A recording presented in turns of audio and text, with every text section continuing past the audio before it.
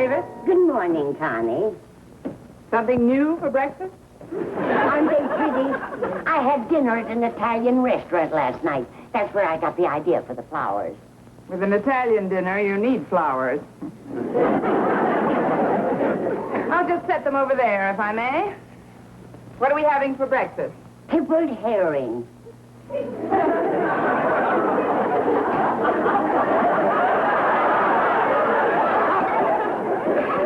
You can have the kippers. I'll stick to antipasto. I've already had mine, dear, but I made some toast for you and there's some cereal. Thanks. I made that instant coffee about 20 minutes ago. Is it cold?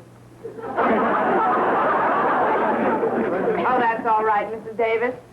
I'll just warm it up with this cream. Well,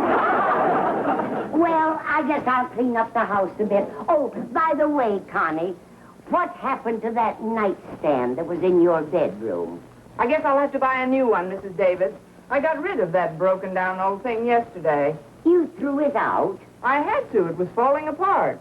Aren't we all? Well, a new one costs money. Well, what's money to a school teacher? Oh, you're cute. Oh, that's probably Walter Denton. I'll let him in, dear.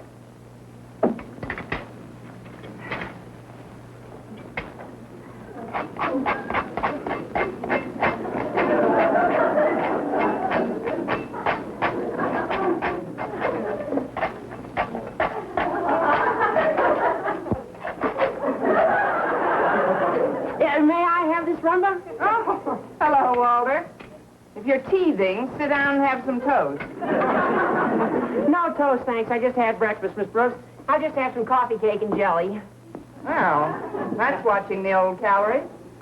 What's new, Walter? Well, nothing's due with me, Miss Brooks. Oh, but wait till I tell you the latest news about our beloved principal. Luckily, no one was hurt, and I don't know what caused it. But last night, there was an explosion in Mr. Conklin's garage. An explosion? Really? What was the extent of the damage? Well, it's hard to tell. It was completely demolished. Oh, that's terrible, Walter. Yeah. Hey, you'll get a chance to see the wreckage this morning, Miss Brooks. I promised Harriet Conklin we'd stop by and pick her up on our way to school. Oh. Well, if we're going to pick up Harriet, I'll let my shopping go until tomorrow. I was going to buy myself a nightstand for my bedroom. Oh. Well, why go to the expense of buying one? Haven't you seen those do-it-yourself ads in all the newspapers? Yes, I've seen them. Well, according to the do-it-yourself companies, you can build everything from a kitchen chair to a complete home. Look, if you want to save yourself some loot, all you have to do is buy enough wood to make a nightstand and then go to Mr. Conklin and get his permission to use the tools in shop class. Oh, don't be absurd, Walter. I wouldn't know how to begin building a toothpick. But thanks for your suggestion. I guess I'll just have to buy a nightstand. Well, okay. It'll cost you $20 or $25. That much? At least.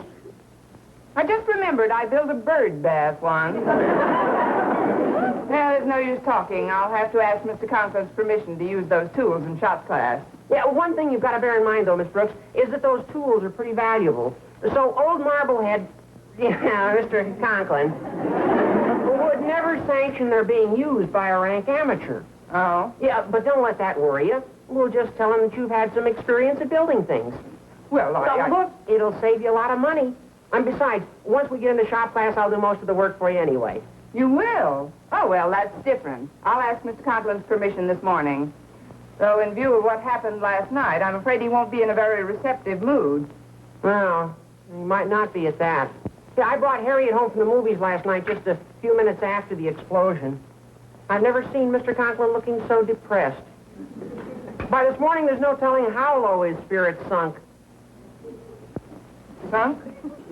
Well, have sinked? Sank? Well, believe me, nothing could be lower. Oh, I don't know. Wait till you see your mark in English this term.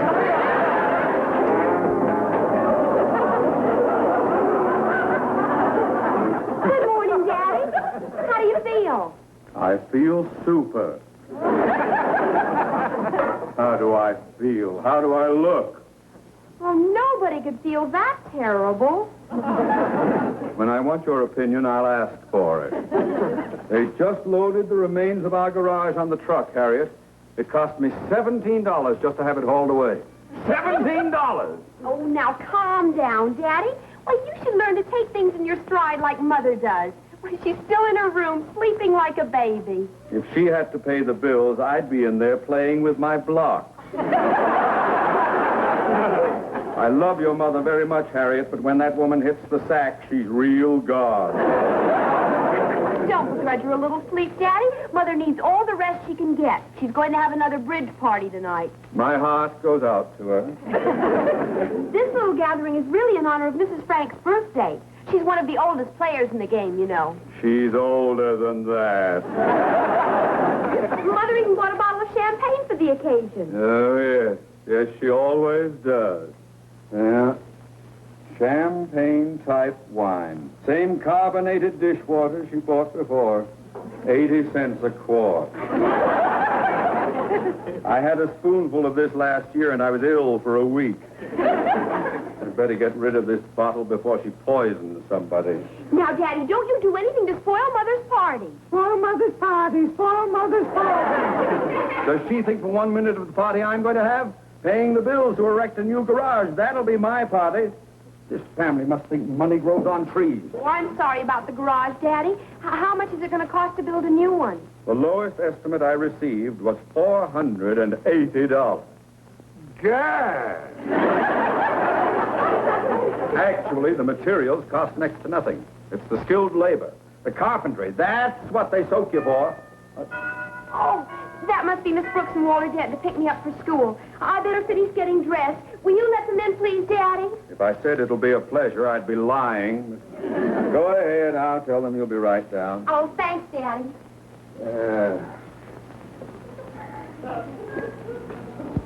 Good morning, Mr. Conklin. Is Harriet... Harriet is dressing. You may come in and wait. Oh, thank you, sir.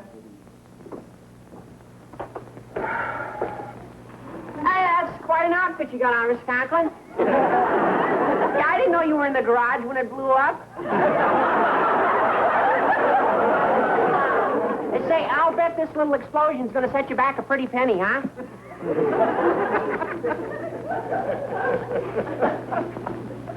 I like you, Denton. Show you how much I like you. Here, take this champagne to your father. Oh, Walter's father doesn't drink, Mr. Conklin. He just looks that way. Oh. How about you, Miss Brooks? Never touch it. Oh, well, I was just trying to get rid of... give it to someone who might like it. Well, sit down. Sit down. Thank you. You folks will excuse me. I'll go and get cleaned up. Oh, before you go, sir, I want to build myself a nightstand, and I don't have the proper tools. May I use the tools in the shop?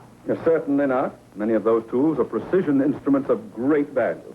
Why, if I were to permit them to be used by every unskilled person... Unskilled, he says. Oh, sit down, Miss Conklin. Sit down. Oh, you're not talking to an amateur. Miss Brooks happens to be an expert. Easy, Walter. Oh, I wouldn't say I was an expert, Mr. Conklin. I've built a few things. Little things. The little thing, she says. I suppose you'd call that summer house in her backyard a little thing. Please, Walter. Miss Brooks, you built that lovely summer house?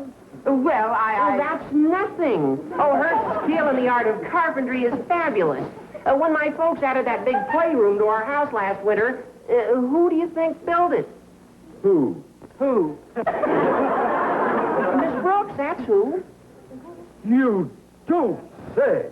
No, I didn't say. Yeah, of course, she had a couple of us help her put it together, but she did all the brain work. Designed it, drew up the blueprints, everything. Well, I've seen the Denton's playroom, Miss Brooks. A masterful job. And to think you built it, I am amazed. So am I. She's too modest to admit it, Mr. Conklin. But believe me, that woman can build anything. Well, while I'm amazed to learn of your heretofore hidden talents, it strikes me that carpentry is rather an odd avocation for a female schoolteacher. Well, you see, Mr. Conklin, with the do-it-yourself campaign, more and more women are building things with their own hands. Do it yourself. Yes, I've read about that project. Why didn't I think of it? Miss Brooks, I've just decided. I'll draft a crew of workers, and I'll build my new garage with their own hands. Well, I confess that my knowledge of carpentry is practically nil. Electrical work is my hobby. Electrical work? Yes, I did some wire splicing around the place only yesterday, matter of fact. Yeah, I'll bet you did a bang-up job, too. That's how the garage exploded. That was a bang-up job. Was it a short circuit, sir? That's what the fire chief told me. Fortunately, I'd driven out before the sparks reached the gasoline drum. Well, now that I think of it, perhaps it would be best if I were to step out of the picture completely. You step out of the picture? Yes, yes. Miss Brooks, I hereby appoint you foreman of the crew to build my new garage.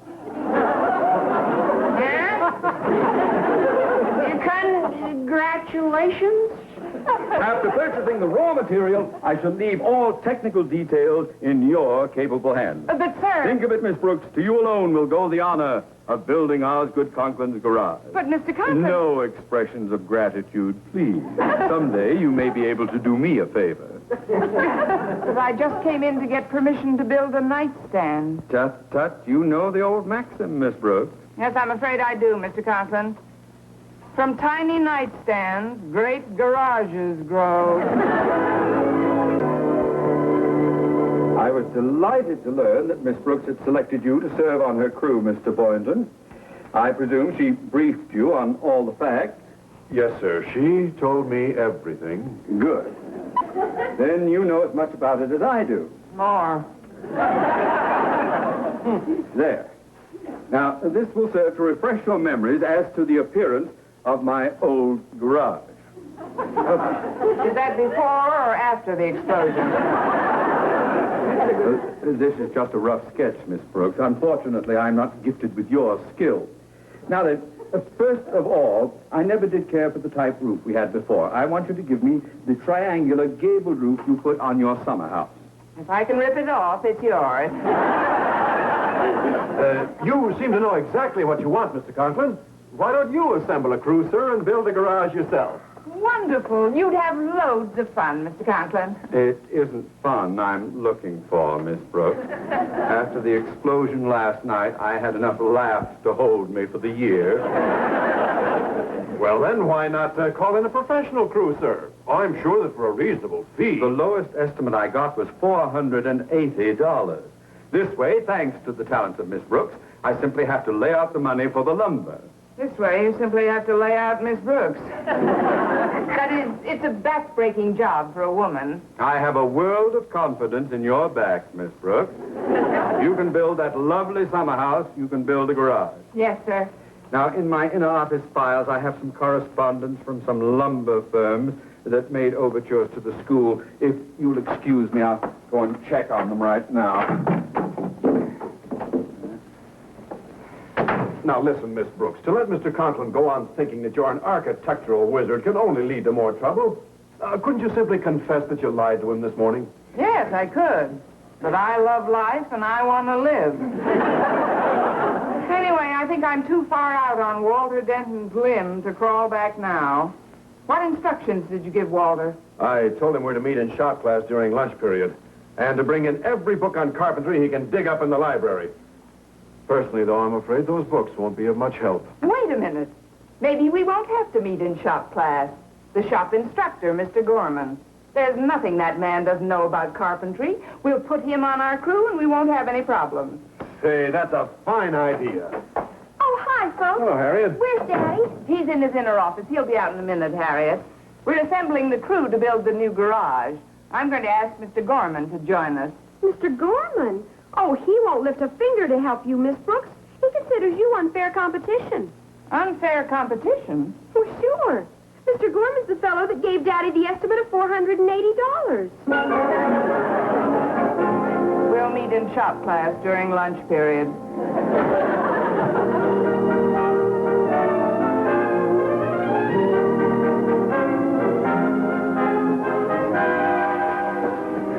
The librarian said these were the simplest books on carpentry she had. Good. The simpler, the better. How does that one look, Mr. Boynton? Pretty good. The preface says, The instructions contained herein are expressed in such simple, easy-to-understand terms that they are comprehensible to even a 10-year-old child. That sounds pretty rugged. Haven't they got one for an 8-month-old baby? What does yours say, Walter? It says, an invaluable guide for professional architects who are desirous of supplementing their accumulated knowledge with advanced metallurgical and technological data. Burn that. It's subversive. Well, I guess we'll just have to struggle along with your 10-year-old stuff, Mr. Boynton. Oh, it might not be difficult at all. I found a chapter here entitled Easy Steps on How to Build a Garage. Well, what are we waiting for? Let's get with it, shall we? All right. Diagram the following instructions on miniature scale, noting indicated measurements step by step. Secure pencil and ruler. Pencil and ruler. Let's see. Here we are. Pencil and ruler. Got 'em. Now, I'll diagram while you read. After setting framework, see framework, page 97, lay tongued and grooved flooring, 12 by 16. Obtain rafter bevel, marking for head and foot cuts.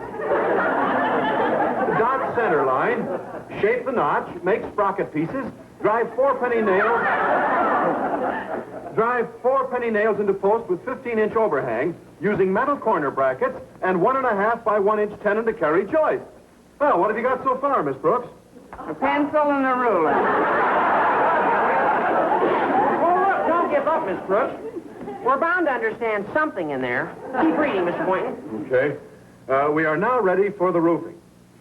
Fit facing boards to roof, boarding at eaves. Fit ridge pieces, nail barge boards, and cut out slot for finial. After which, 3/4 by 2-inch mold may be set, which means we shall soon be ready for the door. I'm ready for the door right now. Want to make a run for it? Well, this is rather discouraging. But if you're going to build his garage, Mr. Conklin will have to give you ample time in which to assimilate these instructions. How much time do you think you'll get? I'll throw myself on the mercy of the court. Oh, you mean to build it? Well, I guess I could stall for about... Install nothing. Well, didn't Mr. Conklin tell you about the weather report he got this morning? No. Well, it seems a big storm's expected to hit this area tomorrow morning. And he wants a roof over his car before nightfall. Nightfall? Oh, if we were at the North Pole, we might make it. Hold it a second. I've got an angle. The only solution is prefabs. Look, Walter, your next class is right here in shop, right? Right. Now, most of your shop classmates also take English from Miss Brooks, and I'm sure they'd like to help her out. What are you driving at, Mr. Boynton? Just a second, Miss Brooks. Walter, if those kids could put together a prefabricated roof and the walls, all we'd have to worry about is the framework. Can you talk them into rushing them through before school's out? When they find out it's to save Miss Brooks' neck, they'll work like a bunch of hopped-up beavers. I'm saved. See framework, page 97. Right. All right, on the ball, men. This is it. Pencil, ruler, read. Framework, garage. After nailing simple framework, see simple framework, page 97. Fasten assembly with single lag screw to panel plate. Check roof pitch, line length, plumb cut, seat cut, tail cut, and overhang before trimming mortise. Do not use an old mortise.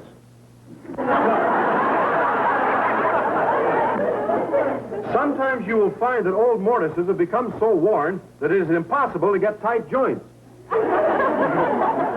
Well, above all, do not neglect required side cuts in valley rafter, hip, and jack rafter, because faults of this nature often make it impossible to keep the garage door shut.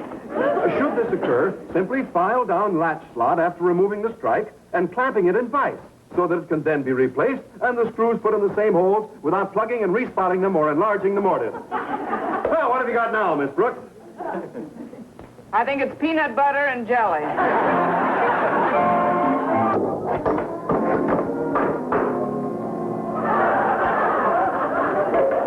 Hi. What's the wheelbarrow for? I just thought you might need it for something. Say, Walter, those prefab things look great. Oh, yeah, the guys were delighted to make them for you, Miss Brooks. And they want absolutely nothing from you in return. Why, they didn't even think of the fact that there's an exam coming up in your English class. And some of them aren't too good in English, you know. And I'm sure you like them. Like them. I love the ground I'll flunk them on. I'll think of some other way to repay them, though, Walter. Say, that whole thing looks a little lopsided. Can't you push it up a bit? Oh, yeah, we had a little trouble with the mortise. I'll just give it a couple of whacks. Hey, let's go. can't knock part of the foundation loose. Oh, Walter! Holy smoke, don't let go or the whole thing will fall down. I'll drive a few stakes in there and she'll be all right. Yeah, here. No time for stakes now. Walter, lean against it. Put your weight on it, and don't you dare move. Well, still hard at work, I see. Fine. Say, I've been thinking, when this is all over, I wonder what I can do to show my appreciation. I dread to think of the possibilities. That is, I don't want any reward, Mr. Conklin. Oh, nonsense. I'll think of something. I already have your reward in the house, Boynton. My reward? Yes, I'm going to give you a nice bottle of champagne. What do you think? I don't drink. Oh. Well, why is everyone so solemn? Aren't you enjoying your work? Oh, come on, let's have some jokes round here. Brighten things up a bit, eh? What are you doing, Denton? Holding up the building? Holding up the building? I think that's pretty... Yeah, I guess it is pretty old at that. I think it's right up to the minute. We'll fix the slanting framework later, sir. After all, Rome wasn't built in a day, you know. Well, I don't care about the Romans' cars.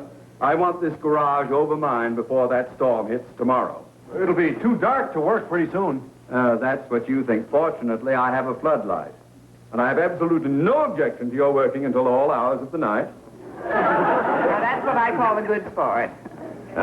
It shouldn't take you long to finish, Miss Brooks. I still marvel at the speed with which you constructed these pieces. Jack, what an architectural wizard you are. Wizard, huh? Mr. Conklin, don't you think you ought to go in the house and have a nice cup of coffee, sir? You're trying to get rid of me, eh? No, I wouldn't say that. No, but I can take a hint. I don't have to have the roof fall on me. No, huh? Mr. Conklin, you can see the garage later. When will you be finished? As soon as you see the garage. That is, around 8 o'clock, sir. I'll walk you to the house. But, just a minute. Why are you so eager to get rid of me? After all, it's my garage, and I... Oh, of course. I understand, my dear. Many gifted craftsmen are reluctant to reveal their trade secrets.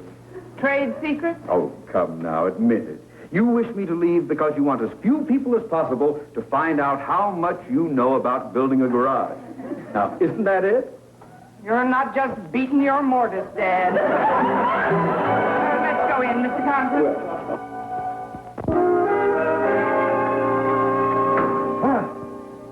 How does it look? Beautiful. Yeah, I'll say. Wouldn't you like to have one like that in your backyard, Miss Brooks? I've been looking for one like that all my life. Bravo! You finished it. Isn't it a beauty? It's worth every cent I laid out for the lumber. Incidentally, I want to thank you folks for volunteering to work on this project without compensation. Don't mention it. Please don't. Well, fellas, let's run along. Not so fast. This is a red-letter day in my life. This is not just a garage. To me, it's like a newborn baby. Miss Brooks, since you are the one who mothered it along, the one who literally brought this sturdy infant into the world, I want you to have the honor of christening it.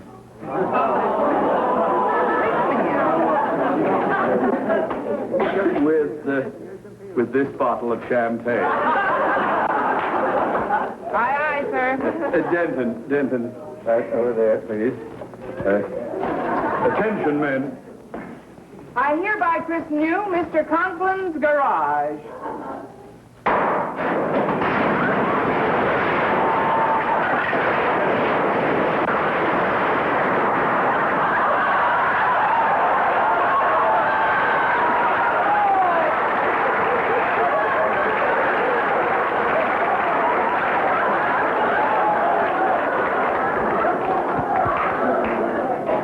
Anybody got a pencil and ruler?